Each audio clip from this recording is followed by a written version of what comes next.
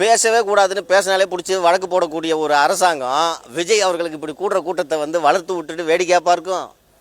So நாட்டில் வந்து யாருமே தங்களை தவிர யாரும் பேசக்கூடாது, தங்களை தவிர யாரும் அரசியல் செய்யக்கூடாது என்ற ஒரு எண்ணத்தின் அடிப்படையில் தான் திராவிட முன்னேற்றக் கழகம் கடந்த 4.5 ஆண்டுகளாக அரசியல் செய்து கொண்டிருக்கிறது. அந்த அடிப்படையில் திரு விஜய் அவர்களுக்கு கூட்டம் கூடுவதை அனுமதித்தால் எங்கே அவர் வளர்ந்துவிட போகிறாரோ என்பதற்காக இவ்வளவு கட்டுப்பாடுகளை விதித்திருக்கிறார்கள். நீங்கள் எந்த அரசியல் கட்சி தலைவராது நீங்கள் சாலையில் போகும்போது கையை காட்டக்கூடாதுன்னு விதி போட்டு நீங்கள் கேள்விப்பட்டிருக்கீங்களா?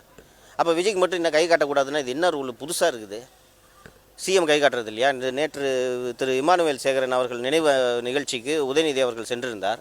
வழிநெடுக்க கையை காட்டிக்கிட்டு தான் போனார். முதல்வர் வந்து மதுரையில் ரோட் ஷோ போகும்போது 32 கிலோமீட்டர் முதல்வர் 32 கிலோமீட்டர் சாலையில் நடந்து சென்று கொண்டுதான் என்பதை நம்ம பார்க்குறோம். அப்போ விஜய் மட்டும் பஸ்ஸிலே உட்காந்துக்கணும், கையை கூட காட்டக்கூடாதுன்னு போடுறது இது ஒரு அடாவடியான நடவடிக்கையாக தெரியவில்லையா?